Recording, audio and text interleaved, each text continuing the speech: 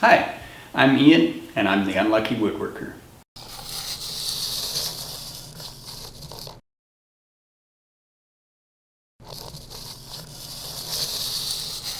This channel is going to be all about learning how to do woodworking, and I'm going to be making mistakes. We'll just say I'm a little unlucky.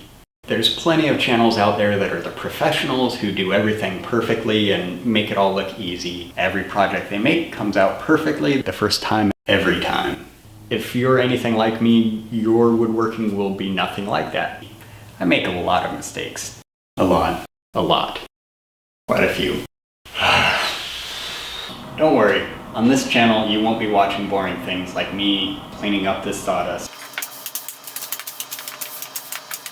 Instead, we're gonna make sawdust like this.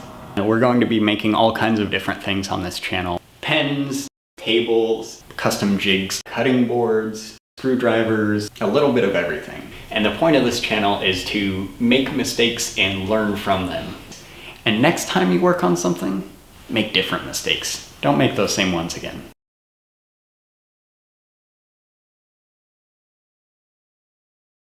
This is some fine, high quality sawdust.